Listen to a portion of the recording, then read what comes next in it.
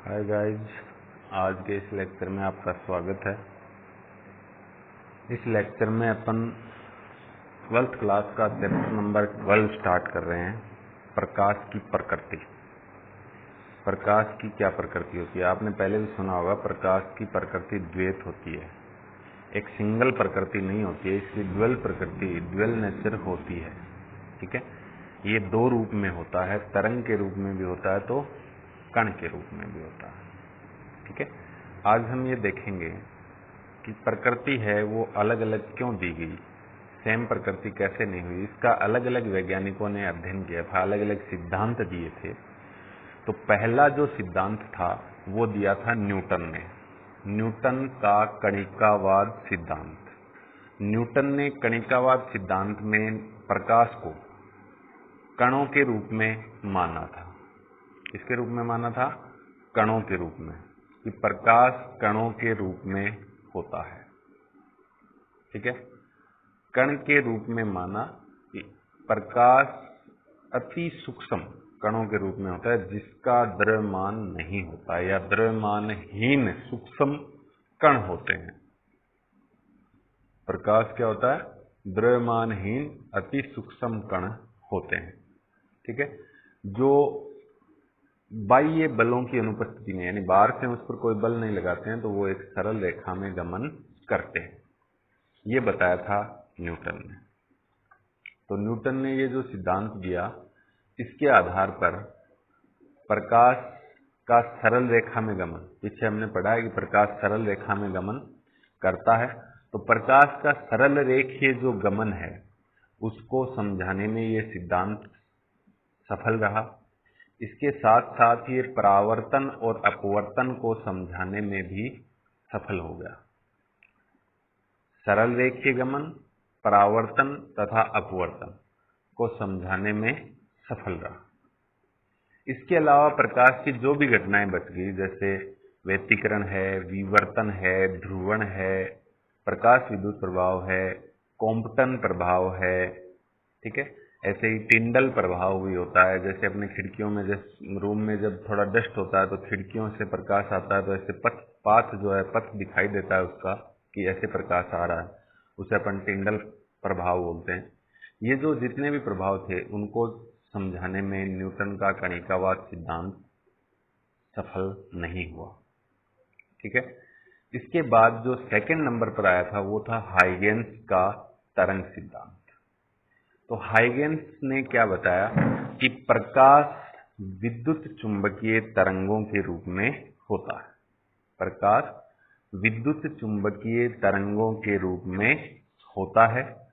विद्युत चुंबकीय तरंग अपने है भी 12th क्लास में, चैप्टर नंबर 17 में आएंगी। विद्युत चुंबकीय तरंगों के रूप में होता है प्रकाश। और ये जो प्रकाश है ये विद्युत चुंबकीय तरंग के रूप में माना, तो कौन सी घटनाओं को समझाने में हाइगेन्स सफल रहा? नंबर 1 परावर्तन, नंबर 2 अपवर्तन, व्यतिकरण, विवर्तन, ध्रुवण, इन चीजों को समझाने में ये सफल रहा। लेकिन जो प्रभाव बच गए, जैसे प्रकाश विद्युत प्रभाव है,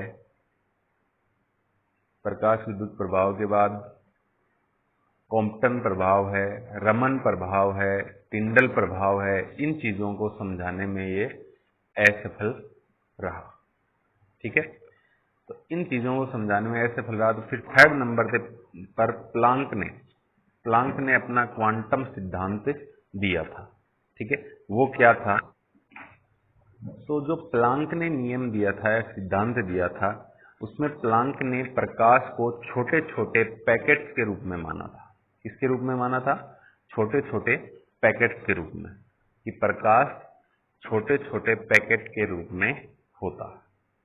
ठीक है, वो जो पैकेट हैं उनको क्वांटा या फोटोन कहा जाता है, या तो क्वांटा भी बोल सकते हैं या फोटोन बोल सकते हैं। तो उसे क्वांटा या फोटोन कहा जाता है। ये बताया था इसने, प्लांक ने। अब प्लांक ने ये जो फोटोन या क्वांटा बताया प्रकाश को, इसके आधार पर इसने जितने प्रभाव थे, जैसे प्रकाश विद्युत प्रभाव है, कॉम्पटन प्रभाव है, इन चीजों का ये विश्लेषण करने में सफल हो गया। जो भी प्रभाव थे उनका। लेकिन ये सिद्धांत परावर्तन, अपवर्तन, व्यतिकरण, विवर्तन, इन चीजों का, जिन चीजों का विश्लेषण हाइगेन का तरंग सिद्धांत कर चुका था, उसका तो ये प्लांक का सिद्धांत, उसका सॉल्यूशन तो ये नहीं दे पाया, उसके बारे में व्याख्या तो नहीं कर पाया। और जिन सिद्धांतों की हाइगेन्स का तरंग सिद्धांत व्याख्या नहीं कर सका, उसको ये समझाने में, प्लांक का सिद्धांत है वो उनको समझाने में सफल हो गया। ठीक है। अब देखो, जो चीजें, कोई सा भी एक सिद्धांत, ये सब सिद्धांत आपको बोर्ड स्क्रीन पे शो हो रहे हैं, मैंने लिख रखे हैं। ठीक है।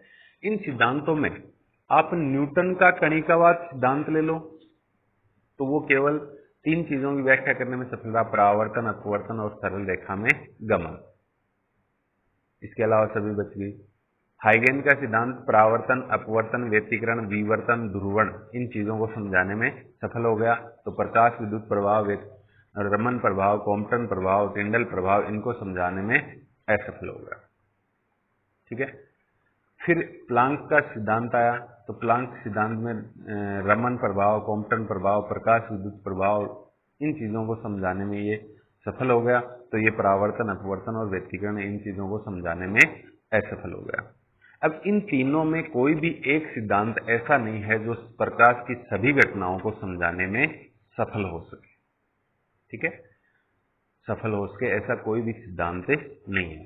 तो हम कोई 2 सिद्धांतों को मिलाकर यदि इसकी प्रकृति समझाएं तो वो 2 सिद्धांत हैं, हाइगेन का तरंग सिद्धांत और प्लांक का क्वांटम सिद्धांत। हाइगेन का तरंग सिद्धांत और प्लांक का क्वांटम सिद्धांत। ये 2 सिद्धांत ऐसे हैं जो मिलकर प्रकाश की सभी घटनाओं का अध्ययन करवा सकते हैं। इन दोनों से सभी घटनाओं का अध्ययन हो सकता है या संभव है।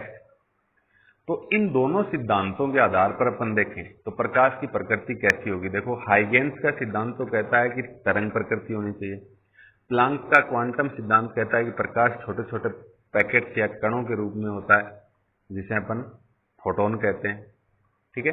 तो इन दोनों में एक तो तरंग प्रकृति बताता है प्रकाश की, तो दूसरा बताता है कण प्रकृति। इसलिए अपन कह सकते हैं कि इन दोनों सिद्धांतों से प्रकाश की सभी घटनाओं की व्याख्या की जा सकती है।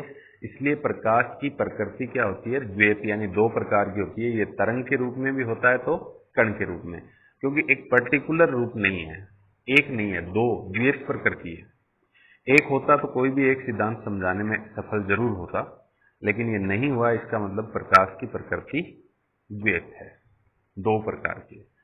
ठीक है। ये सब जो मैंने आपको बताया है ये आपको स्क्रीन पे शो हो रहा है। आप स्क्रीन शॉट लेकर इसके नोट्स तैयार कर सकते हैं। इसके आगे अपन चर्चा करेंगे तरंगाग्र की। तरंगाग्र, हाँ तो गाइस अब हम चर्चा कर रहे हैं तरंगाग्र की। तरंगाग्र क्या है? कोई भी अपने पास प्रकाश का स्रोत है, मान लो मेरे पास ये प्रकाश का स्रोत है। ठीक है। इस प्रकाश के स्रोत से चारों तरफ प्रकाश निकलेगा, तो चारों तरफ अपन बराबर दूरी पर कोई काल्पनिक पृष्ठ मानेंगे, काल्पनिक पृष्ठ मानेंगे इसके चारों ओर ऐसे, जिस पर पहुंचने वाली प्रत्येक तरंग, जो भी प्रकाश की तरंग पहुंचेगी वो समान कला में होनी चाहिए। फेज जिसे बोलते हैं, कला, जूनियर क्लास में आया तरंग, आयाम, कला, विस्थापन तरंग का, ऐसे आया है। तो जिसमें समान कला में होनी चाहिए तरंग, कला क्या होनी चाहिए, तरंग की समान। किसी प्रकाश स्रोत के, कोई भी प्रकाश का स्रोत लेंगे, उसके चारों ओर बराबर दूरी पर काल्पनिक पृष्ठ मानेंगे, जिस पर प्रकाश तरंग जो पहुंचेगी उसके प्रकाश सदिश के कंपन, ठीक है, प्रकाश सदिश के कंपन जो हैं वो समान कला में होने चाहिए, उसे अपन बोलेंगे तरंगाग्र। ठीक है। तो तरंगाग्र की डेफिनेशन हमने लिखी है कि प्रकाश स्रोत से समान दूरी पर स्थित वह काल्पनिक पृष्ठ जिसके प्रत्येक बिंदु पर प्रकाश सदिश के कंपन समान कला में हो, तरंगाग्र कहलाता है। ठीक है। तरंगाग्र जो है वो कितने प्रकार का होता है? देखो, सबसे पहले प्रकार देखो, 2-3 प्रकार का, 2 प्रकार का होता है वैसे, इन्हीं से मिलकर बनता है तीसरा टाइप। तो पहला है गोलीय तरंगागर। गोलीय तरंगागर में अपन प्रकाश का स्रोत लेंगे, वो गोल लेंगे, बिंदुवत। बिंदु भी तो गोल होता है, तो बिंदुवत मतलब बिंदु की भांति या गोलीय प्रकाश स्रोत लेंगे। उसके चारों ओर काल्पनिक पृष्ठ मानेंगे, जिस पर प्रत्येक तरंग के प्रकाश सदिश के कंपन क्या होने चाहिए, समान। यानी डेफिनेशन वही आएगी जो तरंगागर की है, लेकिन गोलीय तरंगागर में अपन प्रकाश स्रोत कैसा लेंगे, गोलीय या बिंदुवत। तो गोलीय या बिंदुवत प्रकाश स्रोत के चारों ओर का वह काल्पनिक पृष्ठ जिसके प्रत्येक बिंदु पर प्रकाश सदिश के कंपन समान कला में हो, गोलीय तरंगागर कहलाता है। ठीक है, जैसे मैं यहाँ ये डेफिनेशन मैंने बोली थी वो लिखी हुई है। इसमें ये बिंदुवत स्रोत ले रहा हूँ, ये प्रकाश का स्रोत है। ठीक है, इसके चारों ओर समान दूरी पर, बराबर दूरी पर हम ये काल्पनिक पृष्ठ मान रहे हैं। यहाँ पहुंचने वाली प्रत्येक तरंग का प्रकाश सदिश क्या होगा, समान कला में होगा। ठीक है, तो ये है अपना गोलीय तरंगागर। ठीक है, इसके बाद अपन चर्चा करेंगे बेलनाकार तरंगागर की। तो बेलनाकार तरंगागर में क्या होना चाहिए, प्रकाश का जो स्रोत है वो रेखीय, ऐसा रेखा के अनुसार रेखीय या फिर बेलनाकार। रेखीय और बेलनाकार एक ही बात है, होना चाहिए। प्रकाश स्रोत रेखीय या बेलनाकार होना चाहिए। उसके चारों ओर अपन काल्पनिक पृष्ठ मानते हैं।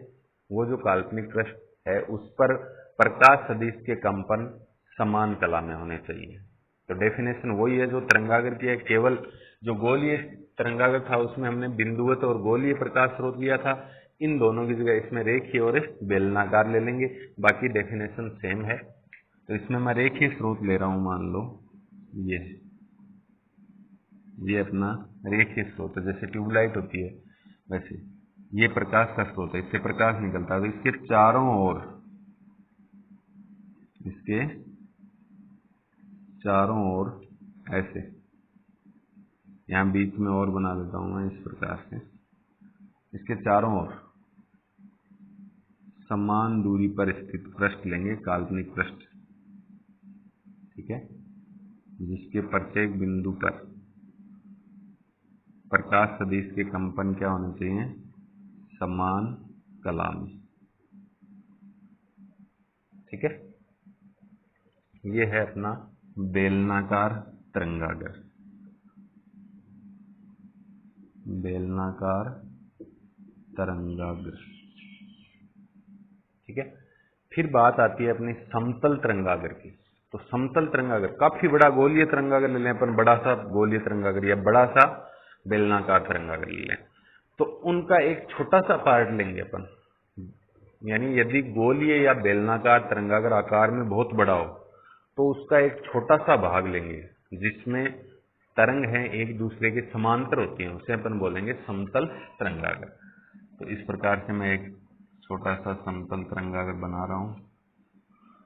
ठीक है, इसके प्रत्येक जो तरंग होगी इसमें वो एक दूसरे के समांतर होगी। ऐसे कहीं से भी लेंगे वो तरंग एक दूसरे के समांतर मिलेगी। ठीक है, इस प्रकार ये समांतर ऐसे मिलेगा। समांतर तरंगागर है या समतल तरंगागर भी इसे बोलते हैं। समतल तरंगागर इस प्रकार का होगा जिसमें सभी किरणें एक दूसरे के क्या होंगी, समांतर होंगी। ठीक है, आपको ये जो बोर्ड पे शो हो रहा है ये एज इट इज आप नोट्स के रूप में तैयार कर सकते हैं।